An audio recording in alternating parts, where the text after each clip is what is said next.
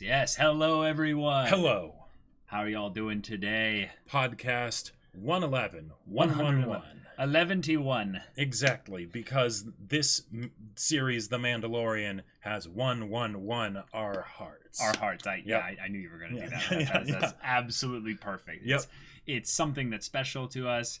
But let's welcome everyone into the chat here. Mm-hmm. Ameju, thank you for joining another stream. Time to mar another stream. Well, you know, I mean, you just Ungulion'd up our that's right. You make those Silmarillion references. Yeah, but yeah. in many ways, all those references to the greater world of the Silmarillion is very similar to what's happening in The Mandalorian, which also kind of rhymes. Which we will be talking about. Yeah, exactly. We're going to wait for everyone to get in here first. Yeah. Having a lot of fun rewatching The Mandalorian, personally. Oh, yeah. So many times. Oh, yeah. So many times. Ooh, yes, that's a good point, Rangon. Since this is Star Wars related, just going to quickly drop the idea of playing the new Star Wars Fallen Order. In fact, I was checking out some basic gameplay recently, and I was like, it looks good. This looks really good. Yeah. I really want to check it out. Yeah, yeah. Trasho Khan with the Twitch Prime for 12 months. That means you get your diamond magnet. Yep. All right, Trasho Khan, hello. It's been a year that I have subbed to you guys, and I feel like time is passing extremely fast. Crazy, yeah, it right? definitely is. Yeah. Let me tell you guys, you are awesome, and I'm very happy every time you upload a video of a series, I watch your reactions of. Oh, thank you, Trasho Khan. You're amazing. Thank you. That game's MC is a real Joker. Haha, that's because he plays the guy in Arkham. Arkham Asylum? No. The TV show, right? Oh. Tell me, chat. The guy that plays the main character. Gotham. Thank you. Yes, Gotham. That's what it is. Yeah, he plays basically the Joker in Gotham. Gotcha. Wait. Never mind. As a kid. Like Joker as a kid. Interesting. Yeah. Interesting. Like as a teenager or something. Are you guys going to stream it if you play it? If I play it, there is a high likelihood I will stream it. As to when or what have you, who knows? We'll just see. Yeah. Kinda, not really, but yeah. Okay, gotcha. Cool. Yeah, I haven't seen more than 2 episodes of Gotham, and they were not the first 2 episodes. I just remember, just hanging out at a friend's place and they were watching some of it. Gotcha. It looked interesting, but I'm not really a superhero live action TV show kind of person unless it's really, really, really good. But The Mandalorian, yeah. So it's done a few things right. Yeah. Just a couple. Yeah. Just a couple. There's quite a bit in there. Yeah. I would say if you are in this chat and you haven't watched The Mandalorian, what are you doing? Open up a browser, you know, put our screen on one side here and put the other one right here and go like, all right, I'm going to start watching this right now. Yeah. The Mandalorian is also something as a show that we are currently reacting to on our YouTube channel. The first episode's reaction is up and available. Make sure to check out the links in the description for the actual reaction portion of it. Right. And also our second episode's reaction is available on our Patreon. So because Disney decided to release 2 episodes the first week. Yeah, and our editor was like, how do we get these all out in time? Is The Mandalorian worth a watch? Absolutely, Trasher Khan. Yes. Yes. Watching The Mandalorian has gotten me so much more hyped for the Kenobi show. Uh-huh. Oh, yes. boy. Great example. I am going to posit to you, by the end of this podcast, if you stick around to the end, I am going to showcase to you why Star Wars was always meant to be in a TV show format. Yeah. In fact, better that way than it ever could be as a movie format. Because a lot of the things that The Mandalorian is doing is stuff that we've already been getting in Star Wars. But the thing is, we haven't been getting it in this format. We haven't been getting it in live action. And that's why people are freaking out so much. Because all the things that they have been getting in things like the video games, the non-canon video games. Yep. The books, the non-canon books and what have you. The things where they're allowed to tell stories that don't fit the 2-hour and 12-minute format of, the typical Star Wars movie is now actually happening. Right. And even The Mandalorian, given that the episodes are shorter than the typical 43.2 minute whatever. But longer than the regular other 22-minute kind of format, like Clone Wars. Yeah. I'm going to basically bring up that if any of you are fans of the Clone Wars, also this show captures the spirit of the Star part of the Star Wars rather well. And just a God well. Bless Dave Filoni. Let's just we are not worthy. He is praise the name of Dave Filoni. The Chad Star Wars fan. He is absolutely incredible. Yes, Sularon. I am also going to be talking about why it is an amazing show for people that are just laymen for Star Wars. They are simple, very maybe a couple movies only fans of it. It is so beginner friendly, and yet it has so much fan service for the diehard fans, but also introducing it in such a way that if you don't know about it, that's fine. It's going to basically I feel like this deserves like a Ron Swanson quote where he's talking about like when you first are taken in by the tender meat love of one of the Mulligan Steakhouse, steaks or something. Like I feel like that's what this is basically, where even if you don't know what a lot of the things they're talking about are, they talk about it in such a way that it piques your interest, right? And it's not assuming you know anything. It's wonderful. Yeah. Hey, Lucas TM. It says Lucas TM is continuing the gift sub they got from Ryan H. Awesome. Thank you so much, Lucas, for the continued sub there. Yeah, thank you. Yo, thank you so much for the Twitch Prime. Appreciate it so much. By the way, if any of you all are subbing and you don't know about this yet, you get access to our Discord if you sync up your Twitch accounts and your Discord accounts. Indeed. Pretty awesome. You can talk with the community there about all this Star Wars stuff. Well said, Amaju. It has ties to other lore, but it is not reliant upon it. Yep. We'll be getting into that as well. Before we go too far into this podcast, we got to give a shout out to one of our VIP patrons. Yes. A long-standing member of the community. Oh, yeah. Member of, I think, every single faction event as well. All-around awesome person. Agurto, thank you so much for the VIP patron support. It means a lot. Yeah, and it's cool getting to see you in the Discord, being a constant active member of the community. So thank you, bro. Appreciate it. Yep. All right. So, before we go too far into this, we will be going over light spoilers of The Mandalorian. We will not be giving away plot twists. We will not be giving away the actual, full-on story structure. But we will be going over some things that will, give you some light spoilers. We'll basically be padding the spoilers, so it's still spoilers from the sense that we wouldn't want to hear them about. Correct. Like if we were, if we hadn't seen the episodes or whatever. Yes. But these are the things that we would tell someone if we were wanting to get them into The Mandalorian and they weren't really a diehard Star Wars fan. Right. Because a lot of the things we're going to say, if you're not a diehard Star Wars fan, you might not understand what we're saying anyway. Right. So that's the stuff that it's more specifically for you guys. But Jacob, The Mandalorian is actually pretty good. Just a little bit. Just a little bit. Well, and let's be real. We were a little bit worried with some of the things that, just with the idea of Disney taking over Star Wars when they first did. It's like, oh no, we're going to be seeing Mickey Mouse ears or something. We had on the one hand, it's Disney. It's Disney and they make great stuff, but it's Disney. But it's Disney, right? How do we balance the two? Are they going to keep Star Wars? And with a lot of the more recent films, people are legitimately concerned that they're changing Star Wars. And granted, it's different times now than when the other sets of movies came out. Things would be different, of course. But and the Star Wars movies are representative a bit of the times in which they came out. Yes. But they were a little bit more singularly designed from the vision of a specific guy, George Lucas. Right. And he wanted his movies to have that, as he would call it, that rhyming feeling of cohesiveness. So when the prequels came out, there were a lot of people that were like, this is not my Star Wars. Right. And now the sequels are coming out, a lot of people saying, not my Star Wars. So if you've been around for a while, you know that these things kind of tend to come around. Right. But because there was a big change with a lot of the things that happened when Disney took over, and the fact that a lot of the way that they've been handling the pre-existing characters has been, I would say, the biggest point of contention rather than the the quality of the movies, because I would say if anything the movies themselves are decently executed in terms of quality.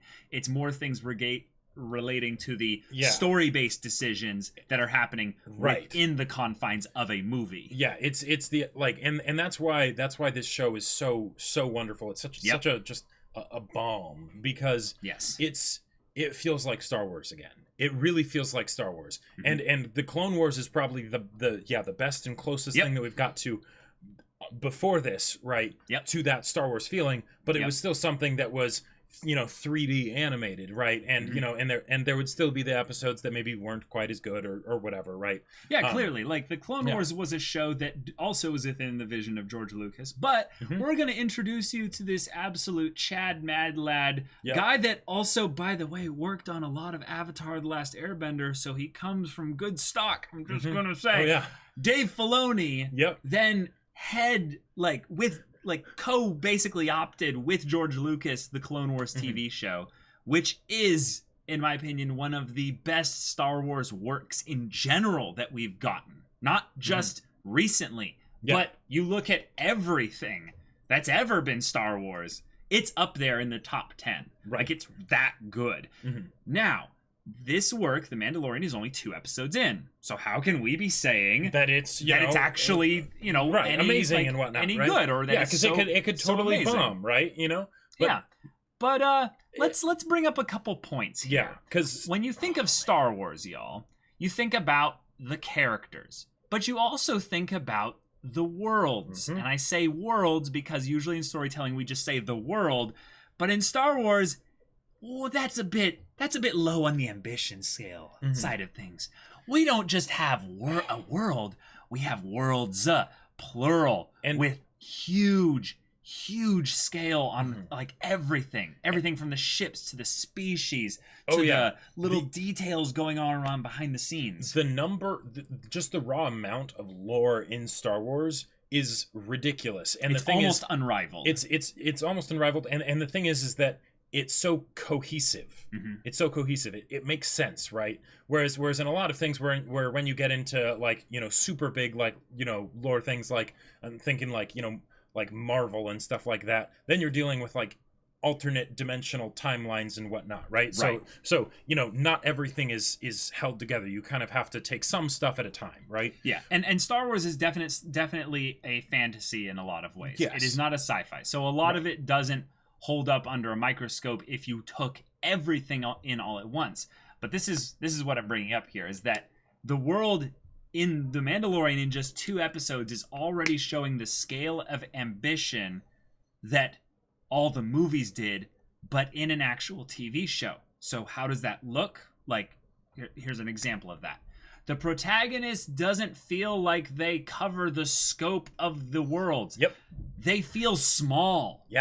This is a story where the protagonist is but a small little piece in a much larger galaxy where so much is going on that this character will never really influence. And it feels amazing. It is incredible. It's so wondrous. One of the things that is a pretty crazy line from the original trilogy is when Han Solo says, "I've flown from one end of this galaxy to the other." Right, and never seen anything, like some all-powerful force, right? The idea of being able to say I've flown from one end of this galaxy to the other is kind of ridiculous, right? Because galaxies are big. Now, granted, there's the whole Star Wars thing of light speed travel, whatever. The galaxy is actually pretty small, but it has a ton of planets anyways, whatever. The science fiction part and going of it faster than light speed. Because all that, whatever. It's sci-fi fantasy, right? But the thing is that when you look at how big the everything is, because in a lot of cases with the movies and things like that, they're just sort of hopping around to all these different places. They're never going deep on any place in particular. It doesn't actually feel that big. What it feels like is that you basically have a bunch of shallow stuff. So when you think of a planet, it's actually just one little location on that planet, right? You don't go to different places on the planet. But with these first 2 episodes, it's been spent almost entirely on a single planet. Right, for the show, did the Mandalorian even go to a different planet in order to locate the target? There are 3 planets. 3 planets. 3 planets. Yeah, they spent the majority of the time on the middle one.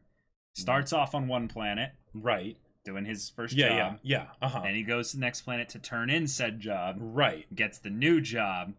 Has a lot of good time talking there. Goes to a bunch of locations in that area. And then goes to the planet with the target. Right.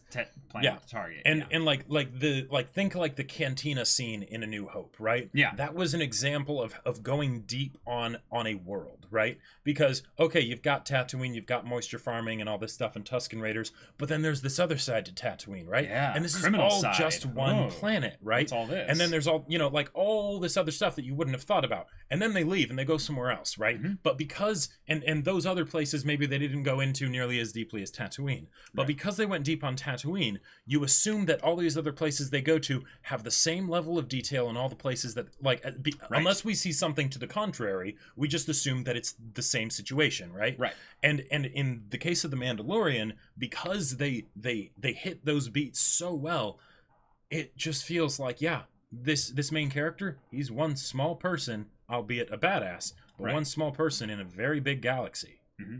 And his actions, they matter to him. Right. But the galaxy doesn't care about him. It'll keep on spinning. Doesn't matter what he does. No fate of, the universe stuff going on or anything like that. There are too many times in, I would say, especially kind of video game style storytelling, where there's so much hero worship going on, the main character being the one that will change all the things, that actually kills a lot of the world potential. Like, I played the Witcher 3 series, and in some ways, I would say the Mandalorian carries a lot of that aspects of The Witcher, the feeling of the world. You are a character who is strong, capable, competent in your own right. Yeah. But there's a lot of scary, weird stuff out there. Yeah. And you've got your job to go and grab a couple people. That's cool. But you could bump into a huge monster that almost completely annihilates you. Yep. You could end up, ambushed or something like that by, scum who want you dead. Right. You could end up bumping into characters that are actually more important on the galactic scale of things, and then you're just like, okay, all right, I'm just a regular person coming through. Just let me do my thing.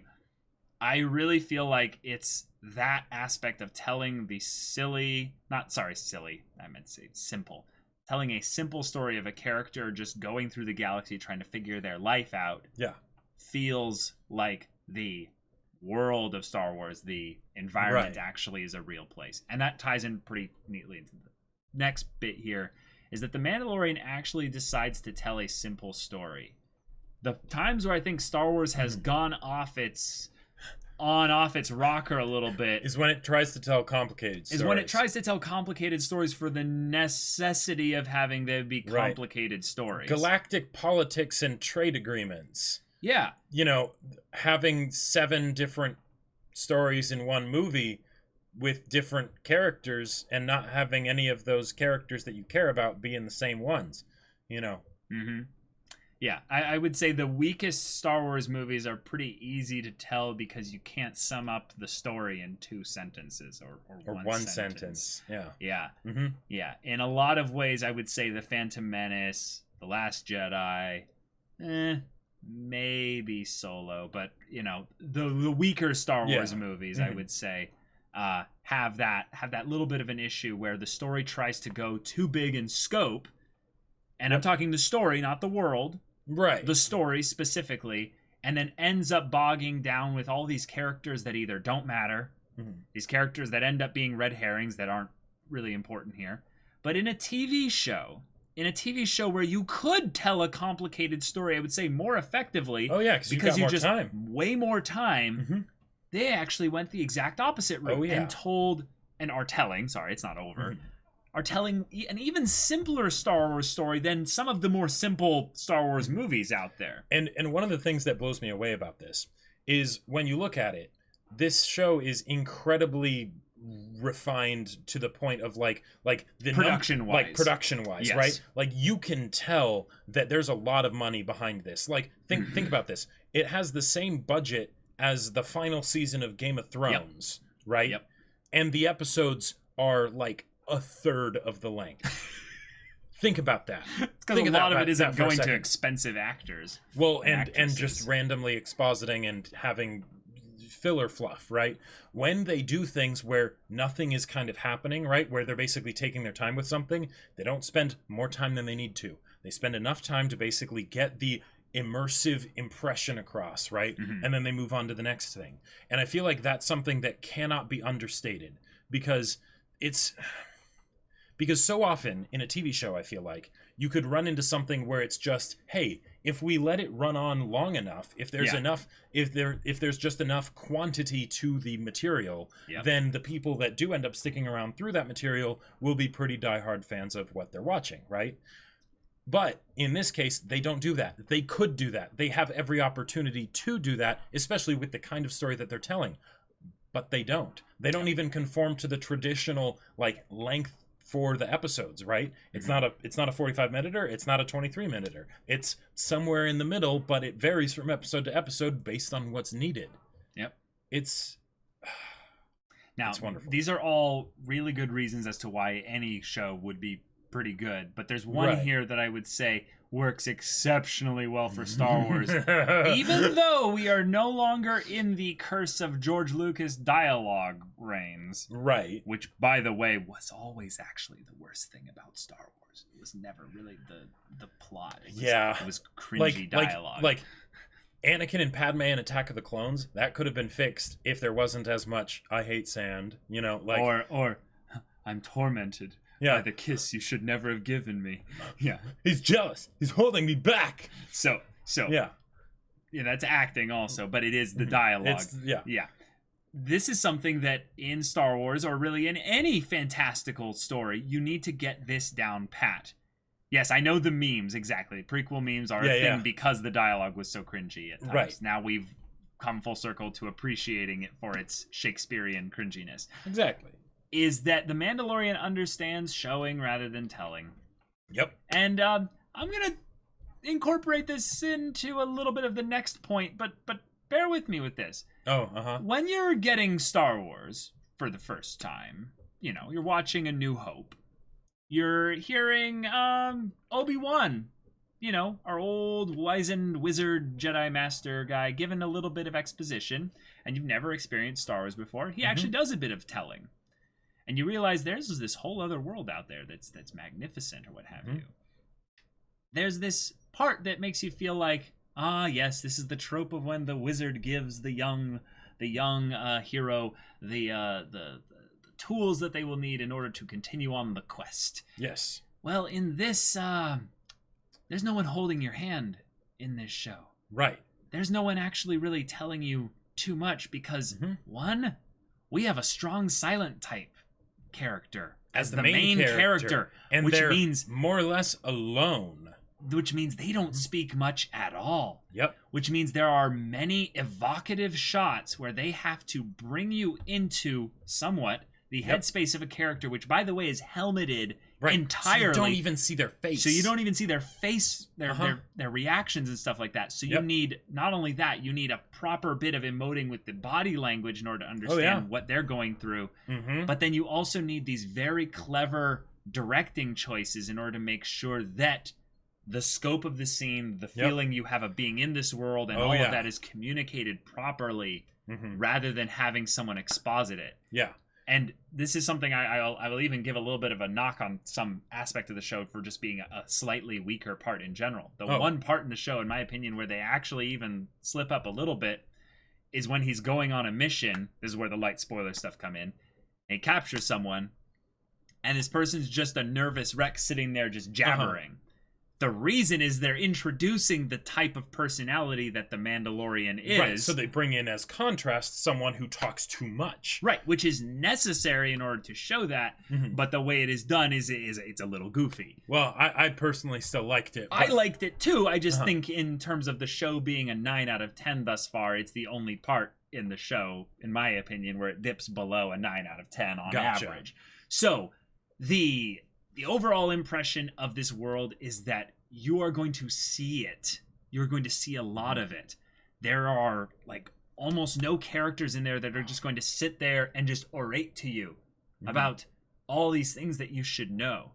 There's going to be little offhand comments there and such, where, for example, Obi-Wan will say, you know, he didn't hold to your father's ideals and said he shouldn't have got involved. He's like, wait, you fought in the Clone Wars? Like, yes, I was once a Jedi Knight. And it's like, oh, okay. So he's just talking about his dad. Yeah. But wait, what was that thing about the Clone Wars in there? And Jedi Knight, you know, like... Well, Jedi Knight, we end up getting some kind of modicum of an understanding of what a Jedi is later. Well, right, but the idea is that in the original trilogy, they never told you, like, what the Clone Wars was. Right. There are all these things that happened in the planets and what have you. There are all these things that you just see, species that you never even get a name for, and you just see them. They just be there. You have all this stuff going on, and that's what we get in this show. And yes, YX Casual, you can definitely watch this with only having seen the 6 Star Wars movies.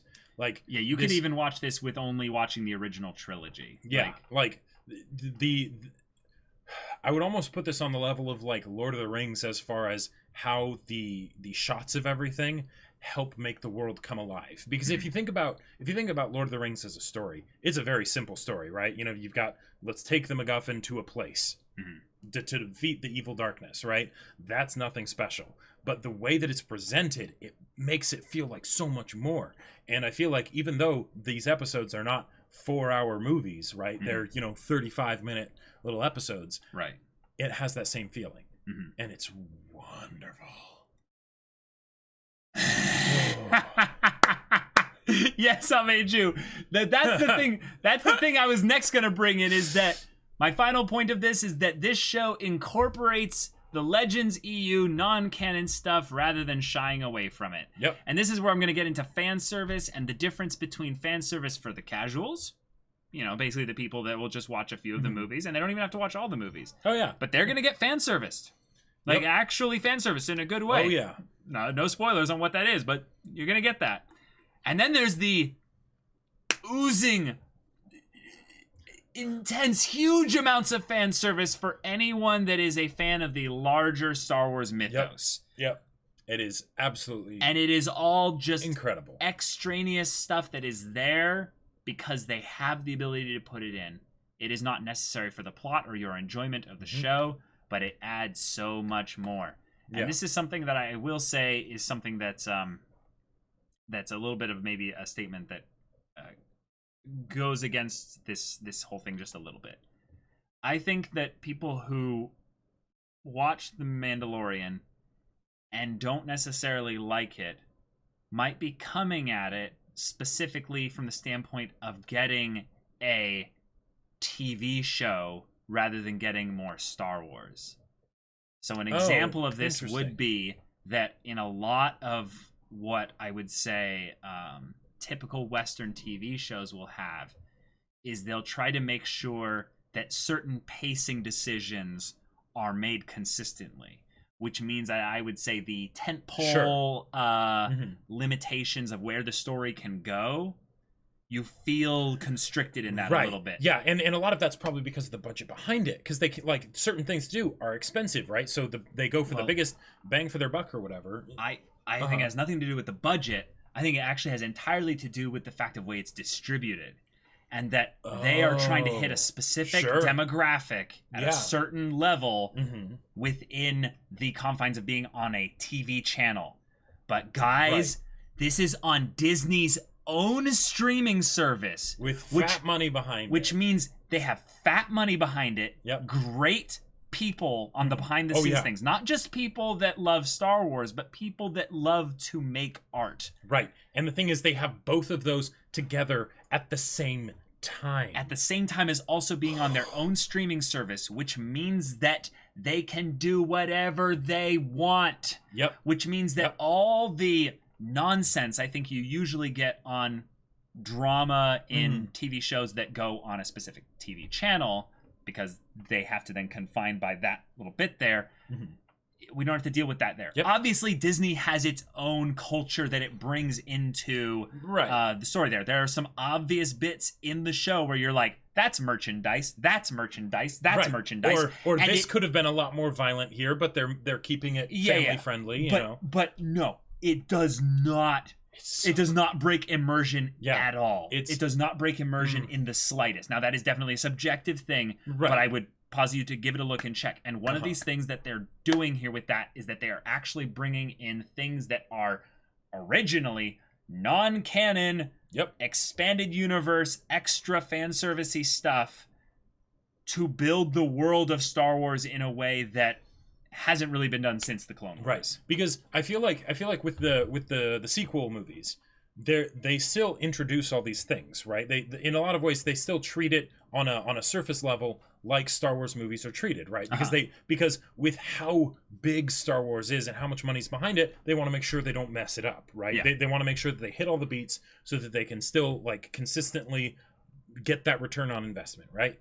But I feel like what they ended up doing is they ended up basically saying, we want to do our own stuff, not do the EU stuff, right? Because we have new things and this is a new process and whatnot, and we want to be able to make whatever we want, right? Yeah. Which is good. They want to have the freedom to do what they see as best.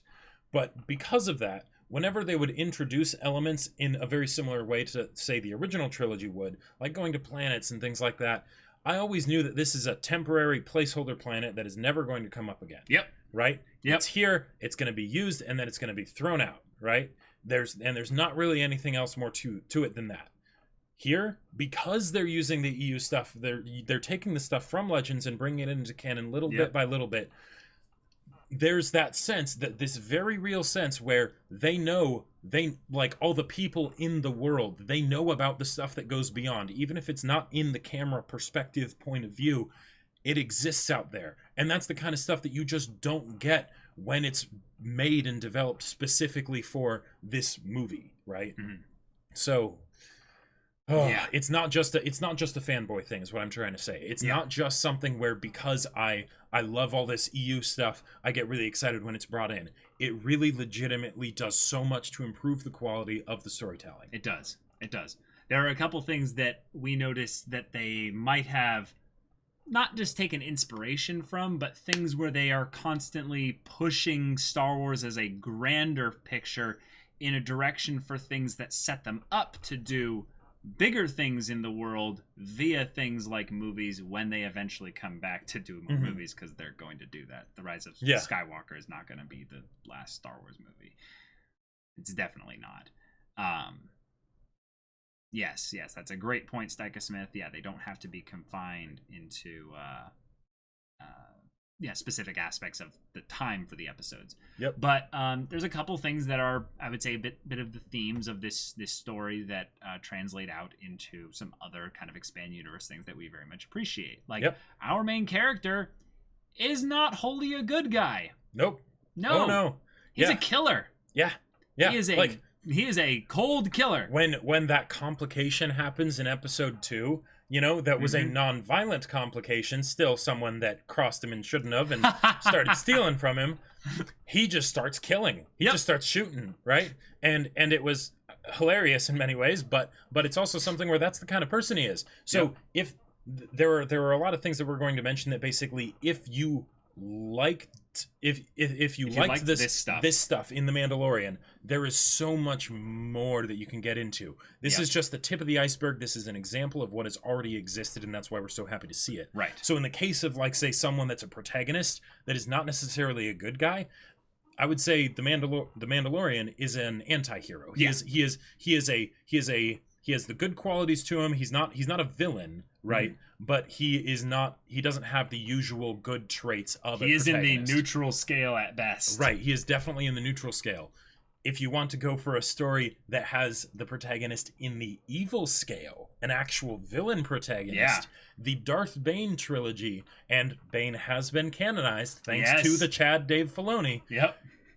The trilogy of Darth Bane books are absolutely incredible. It's this wonderful story of this meteoric rise to power of this underdog person, but then they're also like really powerful and stuff, but then they do all these things that it's just this crazy fresh perspective for Star Wars, because like following a Sith. Yeah. And not just following a Sith, but following one of the Sith. Like it makes for some real fun times, I'm just gonna say. Like, boy. Hey, yes, I know. Darth Bane in the Clone Wars. Clone Wars was voiced by Mark Hamill. That's right. Yep. So we'll see. Yeah. Yeah. If you also want to get ahead of the curve, because there's a very high likelihood that if they do an Old Republic trilogy, which they have already said that they will at some point. And thankfully D&D are not going to be thankfully Dan and Dave are not going to be a part of it. There's a very high likelihood they'll do it based around the things that they've already set up in the Star Wars mythos that is based around the Old Republic, which, by the way, Darth Bane is canonized. Yep. So and they're bringing in a lot of other stuff in The Mandalorian that can tie into that kind of thing. Because the thing is, the Mandalorian, well, this is at a time when the Mandalorians are not at their height, shall we say. Yeah, shall we say. When clans live in little closed-off alleyway, enclaves. Right? We're even a far off away than where we were at the end of Star Wars Rebels, y'all, for those of you who watched that. So, going into Old Republic kind of stuff, oh boy. Yep. Oh boy. So any of this content that you get into from Legends, will it necessarily become canon? No. And will it probably be changed a bit maybe if it does become canon? Sure. Absolutely. But there is so much good stuff out there. There's so much. Another thing that they did that was rather fun was they brought back their continued insistence that they want to make HK-47 at some point in the Star Wars canon. Oh, yeah. By bringing up a droid type that has been used already in Star Wars' canon movies, but you blink and you missed him. Right. And there's a whole lot of EU and Legend stuff surrounding that droid and what he did that is amazing. But you haven't actually seen it and it's not made official. Well, you know what? The whole idea... Well, heck, did they even have assassin droids other than IG-88 in Star Wars until now? Because I don't think that was even a thing. Maybe in Clone Wars. Technically, it would be Clone Wars... Or nothing. Yeah. But the whole idea of a droid that is built specifically to kill other people, not just as a combat droid or whatever, but it's no. It does its thing with a little bit of individuality. With a little bit of individuality and problem solving and all that stuff. Oh yeah. And the way if you haven't seen the show yet, right? That clip from the trailer that they use for the badass droid flipping the guns around and stuff, there's more where that came from, and it is amazing. It is absolutely incredible. Yep. And the thing is, there's more of that in the EU. Oh yeah. HK-47 character, if you haven't heard us talk about him many times before already, is from this amazing game series of RPGs made by BioWare. Well, the first one was, but called Knights of the Old Republic. Yeah. And considered by many to be one of the best works of Star Wars ever. Yep. Just in terms of the first game. So check that out. There's also some interesting things about the weirdness of the galaxy. We won't go too much into spoilers in this because we want to be cautious for those of you that haven't seen it. But as you get more and more into this first 2 episodes of The Mandalorian, you realize, oh my god, we've never seen this perspective on certain things in the galaxy. And this is stuff that every person who's seen even a little bit of Star Wars kind of gets the gist of. But getting it from this perspective, it's very different. Ooh, this is exciting. Because this guy he's a Mandalorian, so he is a badass. But he's also just a guy. He's just a guy. He's just a simple man trying to make his way in the universe. He doesn't have a huge perspective on all the things going on in the galaxy, or maybe that have gone on in the galaxy. So things get introduced. Things get weird. And he does not know how to respond. And it's wonderful because then it really does feel kind of like how Luke must have felt when it's, oh, you can do all these things. Whoa, the Force, this is incredible, right? And yet, all those things that we knew existed in the Star Wars universe, that they bring in, every now and then with the crazy monsters and whatnot. Yep. But from the perspective of just one guy. Yeah. Just one guy. Yeah. And, oh, man, it's wonderful. It's fantastic. Another thing that we're going to bring up here is that this show does something that I would say actually is very modern. And I would say it's modern a little bit for the kids. But the way I appreciate it is something that goes a little bit older than that. because I'm going to talk about how this show taps heavily into the tabletop RPG style of storytelling. Straight up. Like, for those of you that don't know what those are, just think video game. Just say video game, because all video games mostly that have any kind of RPG element are just stealing from tabletop RPG stuff. Right. So, tabletop RPGs have this element of having the character that starts off alone, figuring out their life, and just, figuring out how to get food on the table, basically. Right. They're just trying up in the world trying to work their way through the day, basically. Yeah. And we get that in the Star Wars universe with a mystery box main character. So we are effectively like watching someone else play a tabletop RPG with their PC character, with their mysterious backstory and all that, and just figuring out how to deal with stuff. And they have to deal with the fact that they don't have a party. They don't have anything. They're just trying to figure stuff out. And sometimes things go horribly wrong. Oh, yeah. And they have to solve it. And it's not easy. They struggle. They have to figure things out. They have to rely on their skills. They have to deal with stuff breaking, falling apart. You will not have to worry about the thing that like a bunch of people a bunch of people didn't like Rey because they thought she was too Mary Sue-ish, right? Everything came too easily for her. Well, this guy's a badass. Things do go wrong. Right? A lot. And the fact that he's by himself means that when things go wrong, if he doesn't get clever or like get some help from, like someone else, right? Someone that fixes the alone problem, bad things are going to happen. Yeah. Bad things are going to happen. He could just die. Yeah. And it's absolutely wonderful. And not just how they deal with that kind of aspect, but even going into his gear, his armor, his weapons, his ship, like the way all those items and those things he carries with him actually matter. And there's continuity from carrying over from previous things. Because he's just a regular dude. In order to survive in this crazy galaxy and stuff, he's got his great combat training and whatnot, but he needs stuff. He needs those D&D equivalent of magic items, right? In order to help him get through the day. Right. But the thing is, it's not just he doesn't just have them. There's a method to the madness. They're tech, right? So he needs to understand how they work. He needs to fix them when they break. He needs to do all these things to basically prepare for when stuff gets crazy. And we see it, and of course, because it's big Disney budget, whenever it's portrayed in these wonderful montages of whether it's just him loading his weapons or adjusting things on his armor or repairing his ship, right? It just personally, it just breathes life into my Star Wars fanboy, but it also really makes this guy feel like someone who is just struggling and needs to figure out somehow how he's going to next put food on the table. He's a competent underdog in that regard. He's someone that has a lot of stuff figured out, but you can tell that he has a couple personality problems that make situations more difficult than they have to be. Some of them, I will say, I didn't even put this as a thing here, but I'm going to bring it up. The show is actually pretty funny unintentionally. Yes. There are moments where you're like, okay, they were trying to be funny there, and it's like, it's kind of funny.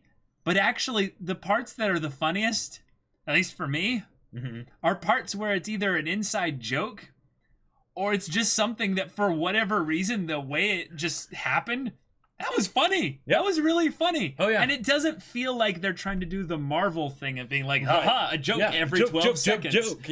Because a lot of it isn't based on dialogue, which is what Marvel is everyone being quippy and stuff. Right.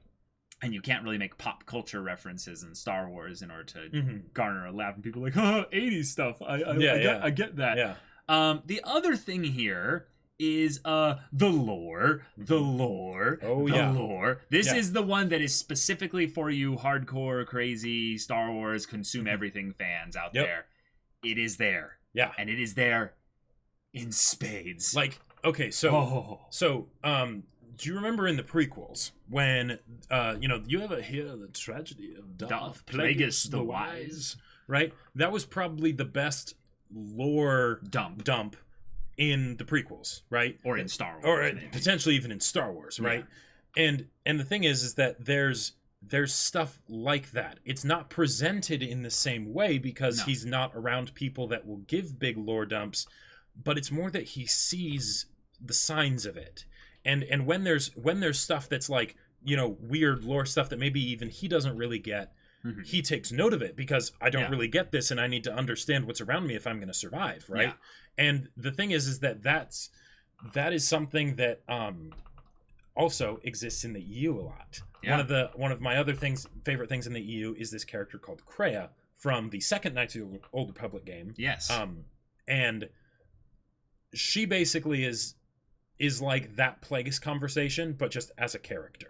Yeah. So if you liked that and you liked the stuff that they get into in the Mandalorian show, like if you like that and you haven't seen the Mandalorian, get into it because it has a really fun perspective on that whole kind of thing. Yeah. But if you like that in the Mandalorian, the stuff that they get into there, then check out Knights of the Republic 2 so you can see the character Kreia. Yeah, probably one of the better mentor figures that's complicated. That's complicated, just out there. I would say there's so many mentor figures out there that calling Kreia one of the best of them would be a bit short-sighted. But I would say in Star Wars, she is one of the best mentor figures ever written. Especially and the thing is, oftentimes saying that within the confines of Star Wars is definitely more prudent than saying that in regards to storytelling as a whole. Absolutely. But even within the realm of Star Wars, that almost isn't enough because there's a lot of books. There's a lot of books and things like that, but it's so easy to have a mentor figure that's just a mentor figure. Yeah. You know? And especially if they're not really teaching the character anything, they're just sort of guiding them through the whatever fantastical aspect it is that they're dealing with, you know? It's amazing. And that's just, again, one tip of the iceberg. Like, one of my favorite things to do is to go on Wikipedia dives. Like, Wikipedia is basically like Star Wars Wikipedia, right? And you can get into all kinds of wonderful things in the world of Star Wars that's all quite internally consistent and referential and things like that, right? Without needing to, say, hunt down comics and, you know, playing tons of video games and things like that. Right. So if you want to get immersed in Star Wars and you didn't really find the movies as interesting in that regard, I think just the initial kind of taste you get of the Mandalorian culture through this one guy is quite enticing. Oh, yeah. And there's little things that I can totally get into on light spoiler things, but one of the things that's very, very fun about the Mandalorian kind of way with regards to their culture in Star Wars is that it's very visually apparent. There's a lot of things that just naturally make sense via the design of the Mandalorians. Right. But there's all this presentation to it that they add into the show for just the fun of it. Just the good old, just like, oh, that feels good. You can tell that this is something made by Star Wars fans. Like, I feel like in a lot of cases, because Star Wars is such a big franchise and Disney spent so much money acquiring it, that they kind of can't afford to have it be run by fans because they have to have it be run by the people that have the best track record for marketing out to a mainstream audience, you know, and things, right, all that stuff. But because this is something where they have Jon Favreau on this, right? But then they also have the Star Wars fanboy Dave Filoni, right? So they can have their cake and eat it, and we just get to watch it all happen. And we just get to watch it all. Yeah. So, just for anyone that is a Mandalorian fan and they haven't somehow seen the Mandalorian yet, they forge armor. Yeah. They forge armor, and we're only 2 episodes collecting in. of pieces to forge more armor. Like just from it's like an RPG. It's straight up like an RPG. Good. Like and yet then we're going to tantalize you with the opportunity to get this all potentially done right away. But there's a moral quandary with that. Okay, and, not too many spoilers. Yeah. But the idea of basically let's just introduce a conflict so that you make there be something that this character desperately wants for many different reasons, all very valid and very like roots run deep kind of reasons. And then we're going to throw in a complication and see the character think about what's more important. Right. Yeah. So that's the first 2 episodes. I will say that the overall amount of story we've gotten thus far is quite minimal. Yes. We have only had 2 episodes, so it's only about an hour plus of actual like show footage. Mm-hmm. So we've basically had the premiere at this point, right? But they are so confident in the first 8 episodes, I think, that are going to be in the first season, that they're already working on the second season. Mm-hmm.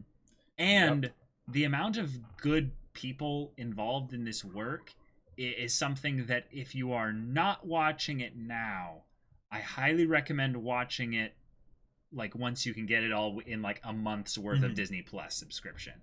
Yeah. Because the actual quality and quantitative like work they're putting into this is something quite special. It's off the charts. Yes, it is off the charts. Absolutely.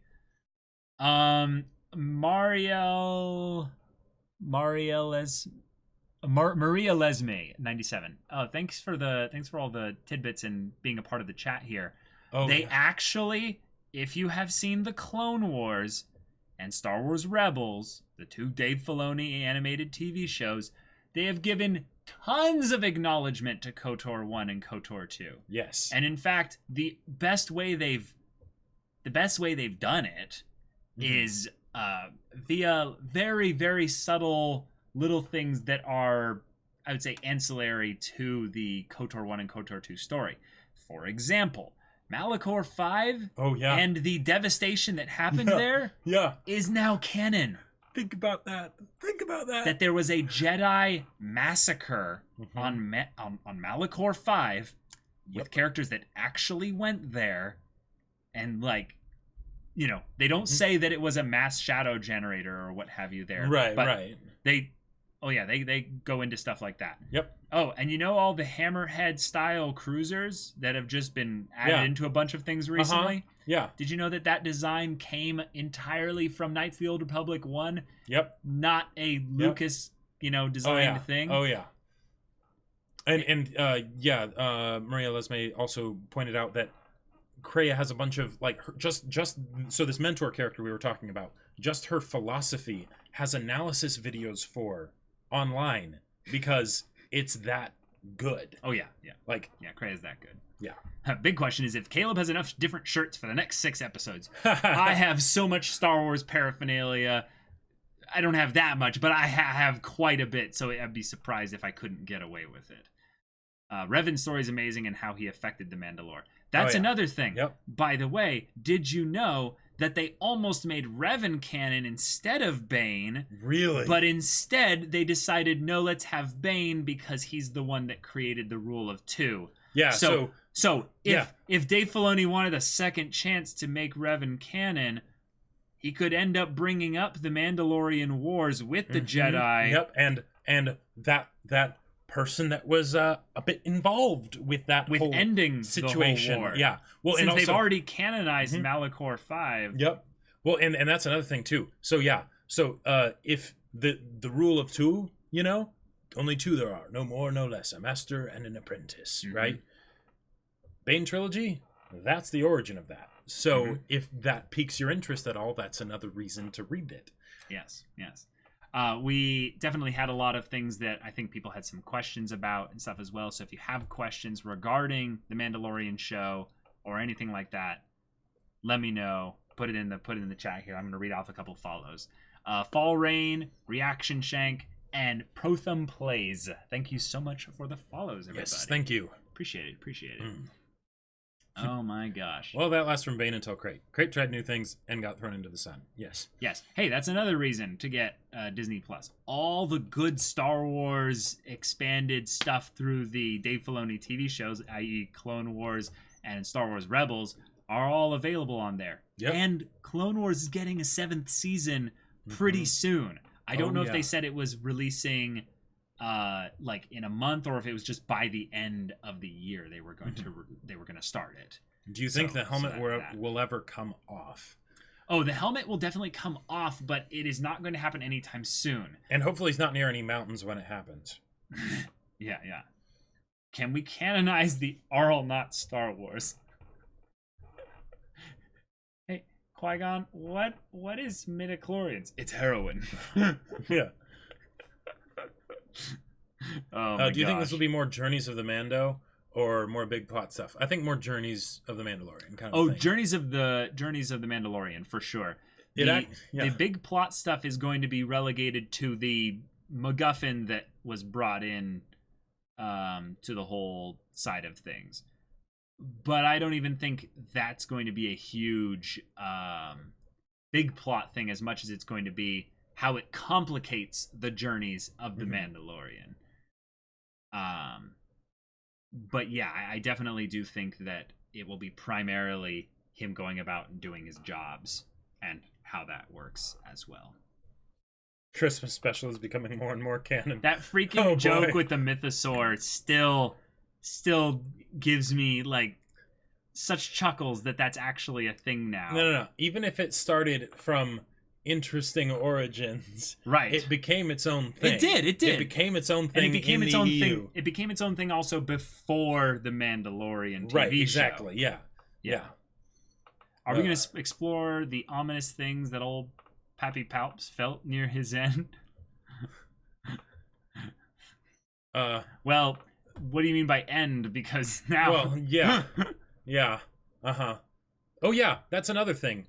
Bane books could potentially, depending on how they want to do things, be relevant for the Rise of Skywalker. That's also true. Yeah. There's a very real likelihood, and we might even just end it having this podcast evolve into Star Wars EU stuff, but we'll try and keep it Mandalorian focused for the most part. But there's a very real possibility that Palpatine's whole thing of needing an apprentice far younger and more powerful is just so he can continually transfer his essence from one body to the next. And that's why Matt Smith was cast in Star Wars Episode 9. Yeah. Anyway. And by the way, let's bring things back to the Mandalorian. Bane trilogy, it's kind of a point in that. Yeah. So back to the Mandalorian and all the things it does well. Yeah, I would say that tabletop RPG thing is a huge part of it. That I'd say you definitely see it once you go and watch the second episode. It definitely feels like that. But I am curious for those of you that have seen the first two episodes of The Mandalorian, what do you think about whether or not he's going to complete his job? Just keep it non-spoilery, of course. I don't think he will. Okay, because I think he will, and we're still debating on this. If he does, though, it won't be so simple. It won't be so simple. There will be some aspect to it because he definitely wants the reward for the job. Yeah, I've rejected my humanity, Ben Solo. Possesses Chewbacca. Oh my gosh. Gotta hop around. See you, everyone. All right, see you, Mary Lesme. Yeah. Thrawn could come back too. I mean, yeah, he's already been canonized, so. Yeah. Do you think Snoke will show up in this since the show will have First Order origins? No, I don't think Snoke will show up in it. I definitely do think they will show minor allusions to the First Order's origins. It depends, though, on how many seasons this show gets. And that's something that I'm more basing my predictions on. These probably will be the first two seasons. He will, but once he finds out what they will do to the asset, he'll try to get it back and will be on the run. I like that. They could totally do that. Because then he still gets his reward. Right. Oh, and when he goes back to reclaim the asset, it's using the reward. Yeah, that would be awesome. I think he might finish his job that, or he'll go on a killing spree. Tachi Gamer, welcome to the stream. Yes, that could be cool. I'm on the side that the Mando would figure a way to get both the reward and the asset. Hey, I'm all for that too. All right. This is more of like a personal fan fiction of mine, but if the Mandalorian uses his connections, his cultural connections, shall we say, because that reward would be very helpful for all of them, right? Theoretically, yeah. Yeah. Then they might have enough motivation to go up against the people that hired him for this job in the first place. Okay. So okay. And because of the honor thing of the things that happened as a result of the asset, sort of being like well, it would be dishonorable to maybe, hand over the asset. Sure. Okay. But yeah. Another thing that The Mandalorian as a show just kind of figured out how to do was when The Mandalorian has his moments that he does speak, he's speaking on things that give away always a little bit of his character. So I would say there's a little bit of other things of depth to the show that were surprising on rewatch. Yeah. Things that I would say people that are very attentive could definitely see on the first watch. But other things that you look back and go, ooh, oh, wait a minute. We can extrapolate quite a lot from this show here with, just looking into it. But yeah. All right, see ya, Nightwalker. Have a good one. Yeah, see ya. And no, Deadish Pool, I would not show Caleb that song because it has spoilers for the manga. Jacob, honor is a copyrighted word. It is owned by Dante Bosco. Remember to pay royalties. Yeah. Honor! Yep. But seriously, like the extended universe and all the Star Wars Legends stuff, because I feel like there's a lot of people who just don't get why so many people are freaking out about The Mandalorian. Because they're like, I watched it. It's okay. We've got a bit of a space western, Yep. But what's so special about it? It's doing all these things that we had gotten before in less awesomely looking mediums and things like that. Less popular mediums, right, distributing exactly. Star Wars. And now we're getting it as the main thing that Disney's using right now. Like, yes, Rise of Skywalker is a thing, but like The Mandalorian is their big gun that they pulled out to basically get people to subscribe for also Disney Plus as well. To get people to subscribe for Disney Plus, and then also to basically make up for The Last Jedi. Like think about it this way. If Disney Plus is approaching The Mandalorian as something that can offset The Last Jedi as far as general appreciation for the Star Wars franchise, it's got to be something special. And it is. The story is good, yes, but I think we're excited about the potential that this show unlocks. I mean, absolutely. Remember, the story is just one part of a presented piece of media in this regard.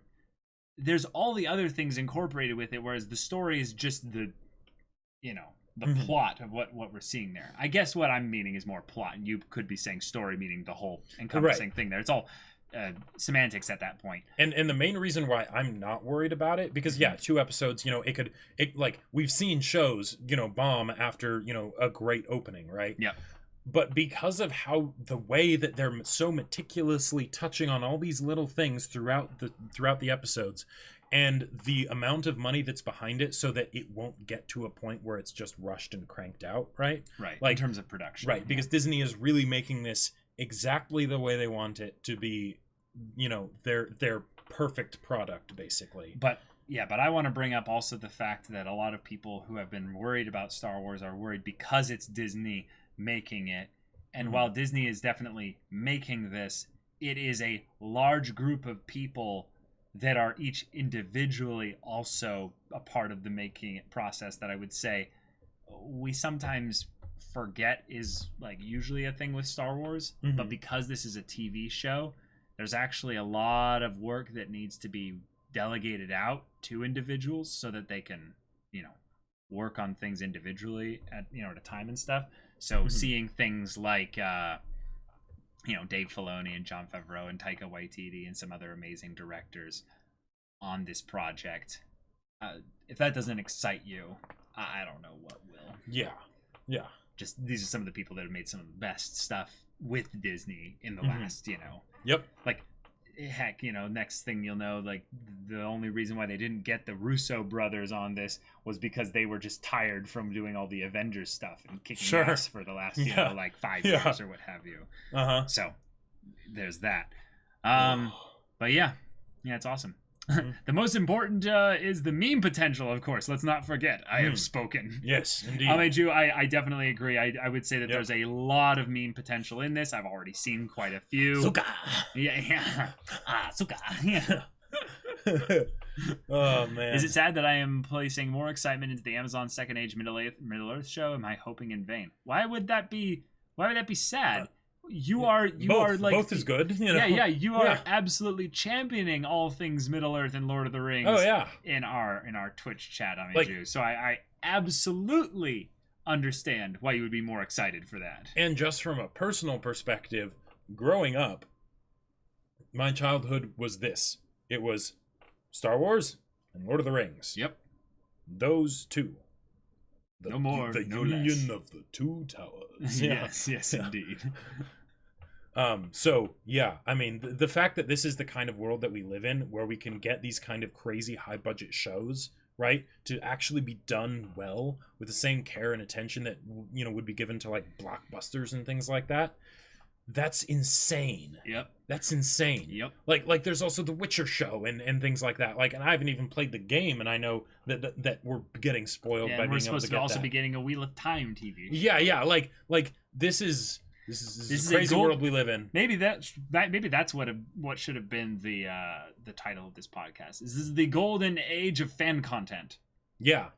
Because all the fan content is getting just brought in different ways. The higher ups of corporate society are realizing that, hey, we can actually make a lot of money if we give them what they want. Yeah. Yep. I mean, that's kind of what it's always been. But right. But that this kind of stuff is stuff that the general public wants. Yeah, because in some ways, us geeks and nerds and weirdos that like our fantasy fiction or what have you, we're becoming the mainstream, which is pretty cool. Oh yeah. So we get to just kind of soak it in. We are also in a bit of that transition period there, where there are going to be some flukes along the way. Oh sure. But The Netflix live action anime adaptations will always continue will to always be be with us. Yes. Yeah. But thankfully, a lot of these aren't also just adaptations. They're things where they have original created works, original created characters, and getting good people behind it. Yep. Just wait, Dave Filoni. To be honest, I never really cared for EU or Wolves. The Wolves joke, though, that's a good Everyone one. else at the episode 34, The Return of the Fallen Grey Jedi. Oh man! Wow. That How do you come up with this stuff, Ameju? This is too brilliant. Like, there's this level of shit posting that just The Return of the Fallen Grey Jedi. Like, I can actually make a pretty convincing fake vomiting sound to the point where I could actually make myself want to vomit. Oh really? Yeah. You should do it on camera, just in case you vomit on camera. No, I don't think so. For posterity. No, definitely not. I'm good. Oh. But yeah, I don't know. That's basically it. We have a pretty short podcast for this one here. Go watch Star Wars: The Mandalorian. Yep. Yes, we are kind of telling you to give Disney your money, but get another subscription service. But go hang out with a friend that has their subscription service. Yeah, exactly. Make an event out of it. They're man, it's actually worth your time, regardless if you're a Star Wars fan or not. And even if you're not a Star Wars fan, you kind of see the movies as a bit overrated and stuff like that. Go check them out with that kind of campy appreciation of this is what people liked in the olden days or what have you. And for the show, it's just go into it looking for a fun show. Maybe not the hypest thing ever if you're not into Star Wars, but you very well could be surprised. Yeah.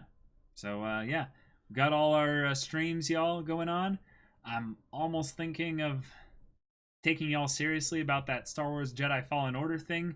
Yeah. Given that it did look pretty cool. It looks real good. So, leave a follow on this stream just in case I do end up surprising you with a sudden Jedi Fallen Order as a replacement for Berseria, or just alongside it. Just a sudden extra thing. So leave a follow in case you want to stay up to date on that stuff.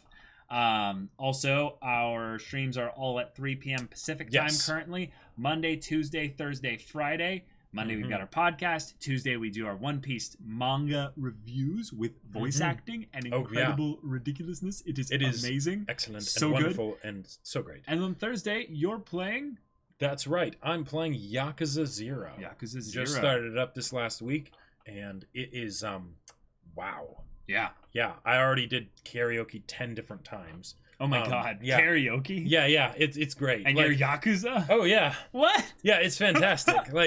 And oh my gosh. But that's just one of the little things in there, and then the action is amazing. The music is, and the story is just so wonderful. But yeah. Oh my gosh. Yeah. And then on Fridays, y'all, I'm finishing up Tales of Berseria. Not much left in it, and it's been pretty good. It's been like really good. It's really sticking the landing as far as he keeps telling me that I need to play it just to. But you also need to play The Witcher 3. The Witcher 3, yeah. Ah.